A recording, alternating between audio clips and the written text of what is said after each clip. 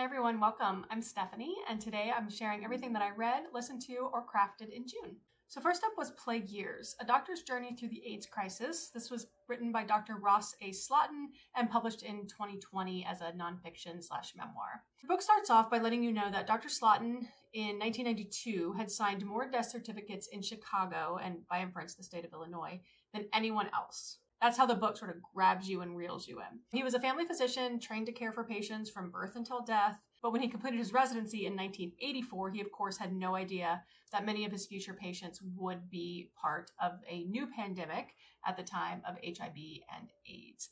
So among his patients were his friends, colleagues, lovers, as he was a gay man. Most of what he was trying to do was obviously shunned by the medical community because this was thought to be a disease among homosexual men, didn't affect anyone else. They were getting this because they were doing something bad, that they were sinners.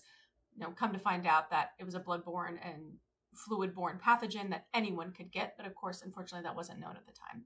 So it was a very interesting book in that it follows the journey from the very beginning of the AIDS crisis when there was no information all the way up until present day, where there has been a huge scientific boom in this area, and we have a lot more options and a lot of more information now. So it's great because it's a first-person account of his perspective during this time and also how it affected his friends and his family. So if that sounds interesting to you, then I do recommend Plague Years as a interesting delve into the early AIDS crisis. Next, we had Good Dirt by Charmaine Wilkerson. This was published in 2025 and is a historical fiction. So this is a multi-generational epic, essentially. However, mostly focuses around Abby Freeman, who at 10 years old was home and heard a gunshot and come to find out that her brother has been shot by intruders, and a century-old jar that was part of their family has been shattered in the process. So the crime was never solved. The Freemans moved from that area, tried to start a new life. Abby is still battling with being known as the girl whose brother was shot, as well as having a high-profile romance that falls apart pretty early in the story, so not a spoiler. Abby decides to get out, go to France, spend a few months with a friend of hers out there, running a little bed and breakfast while her friend is gone. Come to find out who shows up at this bed and breakfast. Well, I won't spoil it for you, but I bet you can guess. Regardless, it weaves a past and present tale where it talks about her family's history with this jar, how it came to be within their family. It involves slave history in the United States, and then also a little bit of a current timeline and working through Abby's memories of when her brother was shot and also potentially unlocking what actually happened. And I think it does a little bit of a philosophical thought on how the past informs our present. I gave Good Dirt by Charmaine Wilkerson 3.5 stars. Then we had The Mad Wife. This is the one that I listened to on audiobook. This was written by Meagan and was published also in 2025, and it is in the historical fiction/mystery genre. So the audiobook is narrated by Susan Bennett, and she does an absolutely fantastic job. So if you like audiobooks, I would highly recommend listening to this one on audiobook. So the story is about Lulu Mayfield, who has spent all of her life molding herself into the perfect housewife. So this takes place in the 1950s. And despite some tragedy that she has been through and that her family has been through, she's still trucking, still has a smile on her face when her husband comes home, still hosting dinner parties, etc. But when someone new moves into the neighborhood, everything sort of starts to fall apart. And Lulu finds herself wrapped up in a mystery a little bit about this new person, and then also about what is really happening within herself and within her family. So it sort of is in the vein of a little bit feeling supernatural from like The Hours or The Bell Jar by Sylvia Plath, but weaves in this like domestic drama and what can really happen within the mind of someone who isn't allowed to say no, to have autonomy, to have boundaries, and what that might look like. And I gave The Mad Wife by Meagan 3 stars. Next up was Hunchback. This was the Anti-Brain Rot Reading Challenge's June book for disability awareness, or rather, I thought it was the June book. It was actually the July book, and Disability Awareness Month is July, but I read it in June because I just got mixed up on the on the times. This is written by Saou Ichikawa and translated from Japanese by Polly Barton. It was published in 2023 and is under contemporary fiction genre. So this is a very short book, but follows Shaka, who was born with a congenital muscle disorder that essentially has left her reliant on a wheelchair to get around and a ventilator to breathe. So her physical capacity is very limited. She is fortunate enough that her parents left her very well off, so she does live in a home where she is taken care of. In her free time, she is taking courses and also working as a journalist. So the book opens very shockingly with her working for an erotica magazine and a story that she writes for that. She also posts a lot of controversial Twitter comments about abortion, about prostitution, etc. All of this leading up to what is it like for a person with a disability to have a romantic or sexual life? Because unfortunately, a lot of people with disabilities are seen as asexual, and that is just isn't something that is important to them, which is absurd. It's important to every human on some level and to some degree. So this book, I think, does a good job of exploring what that means and how Shaka sort of embraces that or doesn't embrace that and moves to sort of work through that. Things I liked about this book were its disability rep, how it doesn't shy away from being very explicit with its language and being very direct at what it wants to tell you. However, the one flaw that I think I missed on it is that I couldn't really tell what was true and what wasn't true. So at the beginning, the way its story is presented, it's not exactly as it seems. However, when you get to the end, something like that is sort of presented again. And then it kind of left me feeling like, and maybe this was the point, that I didn't really know what was true or what was not true and who the main character really was or wasn't. So that was just my own perspective of it. But overall, I'll give The Hunchback by Saou Ichikawa 3.5 stars. And next we had a duo of books. I read Florence and Giles by John Harding, which was published in 2010, alongside Turn of the Screw by Henry James, which was published in 1898. So I didn't realize at the time that Florence and Giles was a retelling of Turn of the Screw. So I read Florence and Giles first and then went back and read Turn of the Screw. So we'll start with Turn of the Screw, just because that's the original story. So the Turn of the Screw is a story about a woman who is having her first job as a governess to these two children, Miles and Flora, at an estate where they're essentially on their own with a housekeeper. I believe their parents have passed. I hope I'm not getting the two stories confused. I think their parents have passed and they're under the ward of their uncle, but he is extremely hands-off, isn't around, and so the children just have their governess and then their house staff to keep them company. And then what moves forward is a mystery. And so what actually is happening, are there supernatural elements? Are there ghosts? Are there not ghosts? Is this just in the mind of the governess, et cetera, et cetera? That all plays out to the end.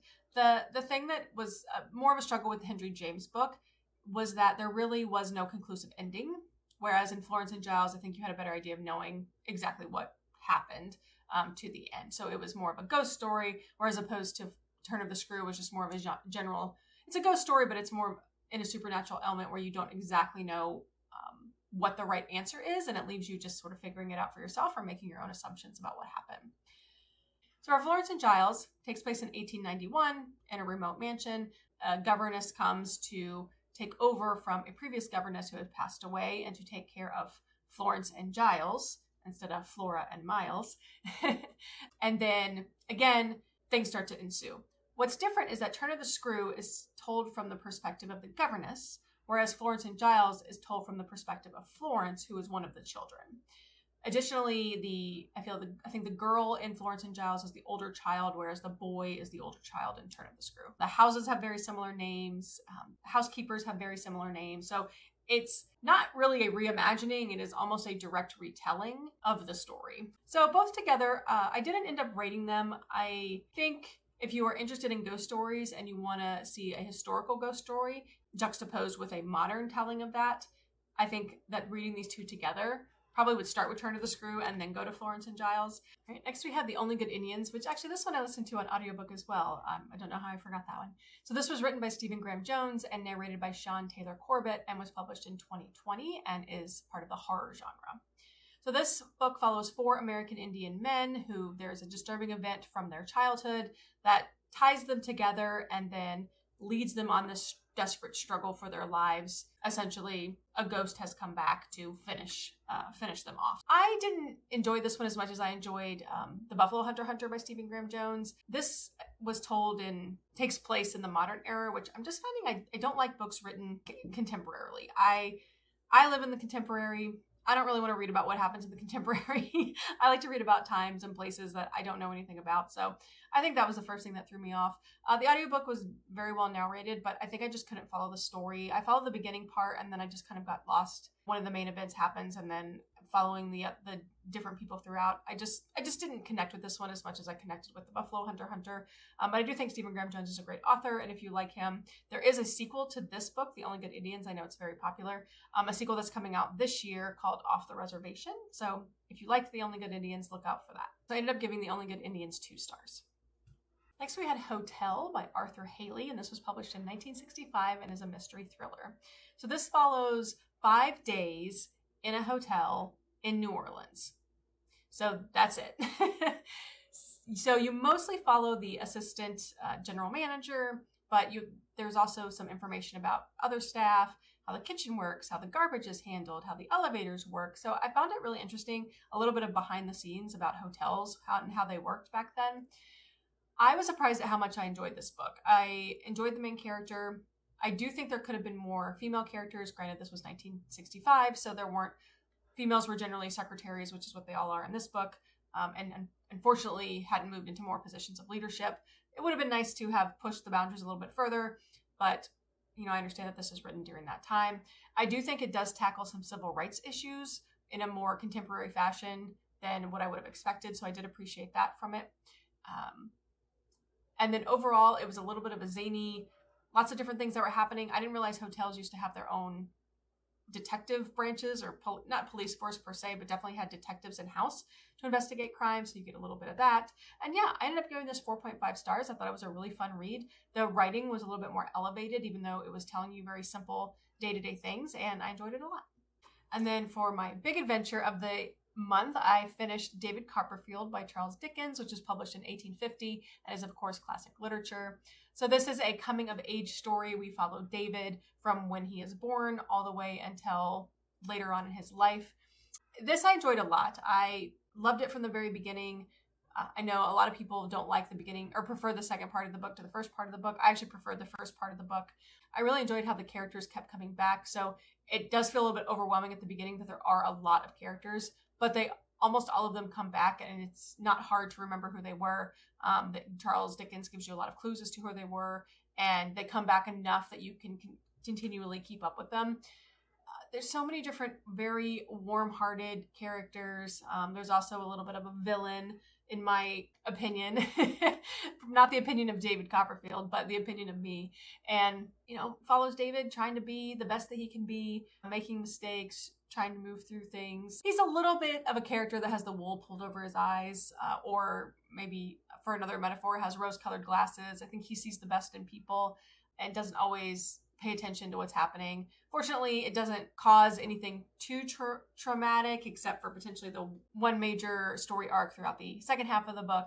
But I really enjoyed this. This was my first Charles Dickens, and I gave it 5 stars.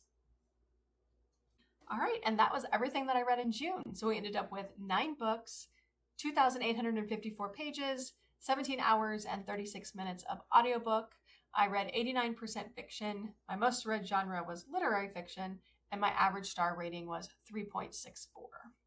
Tell me in the comments what was your best book of June. And coming up in July, here are a few that I'm currently reading or planning to read, and stay tuned to hear my thoughts on these. Now we'll move on to my crafting wrap-up. So first, my cross stitch. I'm happy to say that I have absolutely made progress in this. Essentially, I have done all of this on the bottom. So I think I did most of this at the beginning of July, but I'm taking credit for it and counting it because I plan to do more. And then we'll have a starting point for when we do an update in July to see how much further I've gotten. And then for my diamond painting, again, we're almost there. Look at that tiny, tiny little section that we have right there in the middle. So if this is not in my June wrap up as completed, y'all can come find me. I don't know, because there's no reason for me to not be able to finish that. All right, so that is everything that I read and crafted in the month of June. I hope you enjoyed this video, and if you did, please like and subscribe, and I'll see you in the comments, or I'll see you next month for the next video. Bye.